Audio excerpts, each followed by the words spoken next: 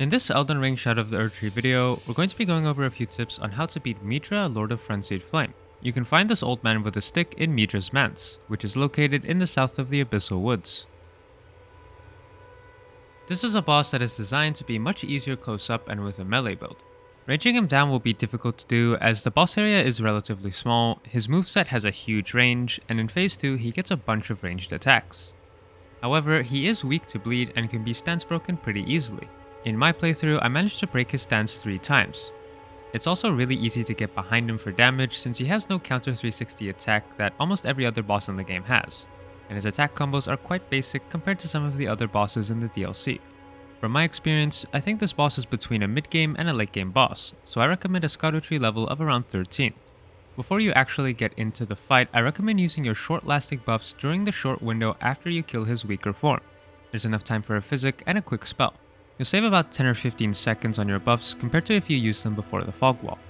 Once you get into the fight, Midra will always begin with 2 waves of ranged frenzy attacks. Roll into both of these with a slight delay after the first one, and then you can get some damage in quite early. For phase 1, most of his attacks will be basic combos using his greatsword. The first and most common one is when he charges up a right overhead swing, then does 2 sweeps in quick succession. Midra uses this 3-hit combo quite often, so learning the timing for this will be very useful. You can always have an opportunity for damage after you successfully dodge this. For his second basic combo, he charges up a left side sweep, does a thrust attack, and then has an aftershock barbed attack. For this combo, you should dodge to the left and then dodge into the thrust attack, as you won't do the extra barbed attack aftershock when you end up on his side. Even if he doesn't use it, you'll still have a damage opening. His third basic combo starts from his left side, with 2 quick swings. After a slight delay, he'll do a rush attack with Frenzied Flame behind him. You can dodge the first 2 attacks in any direction, then roll into the dash attack after his delay for the easiest timing. It's kind of hard to get an opening after you dodge this, as he ends off the combo a bit far. If you have any quick ranged options like a glintstone shard, you can definitely try getting some damage with that. His fourth basic combo is a spinning attack. He'll start with a ground spin after charging it up, and then do 1 more spinning attack behind you. I found that the best way to avoid this was to just dodge right twice for both attacks, as there seems to be some kind of sweet spot where the spin won't hit you on his right side.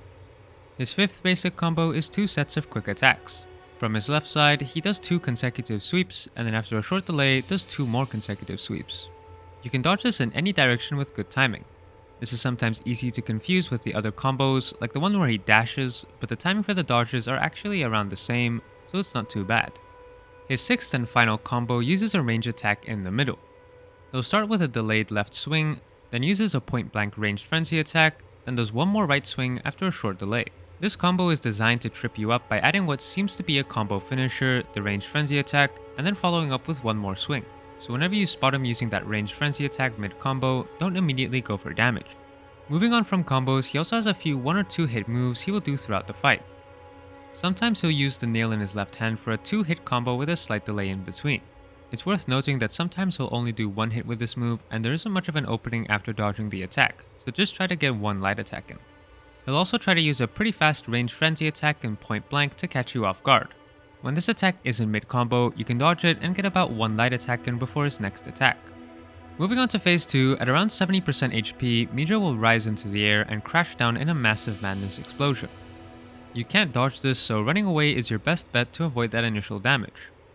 In this phase, his basic combos don't change, but he has a few new moves. His first new move is his grab attack. Unlike other bosses, this grab attack actually comes from above, as a jumping attack. If it hits you, he'll deal some big damage with his barbed sword, and if it doesn't, he'll still do this barbed aftershock effect on the floor.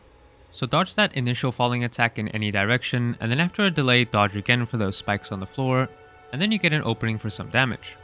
His other new moves are greatsword combos that leave a wave of Frenzied Flame in front of them. His first combo is a right side sweep into an airborne lunge sweep. I recommend dodging to the left and then to the right after a delay. His second new combo is the longest one in his moveset. He'll charge up and do a left side sweep, then do a slightly delayed sweep, then delayed 2 quick sweeps, then a final super delayed slash.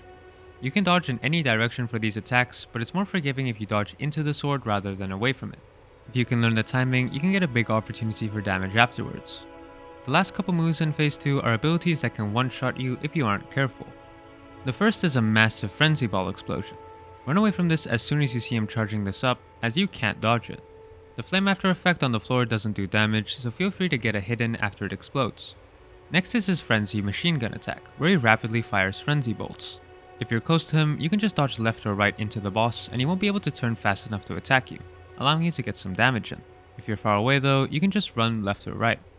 So in summary, try using bleed, get around 13 Erdtree levels, and most importantly, try staying close to this boss as he has no move to punish you when you're behind him.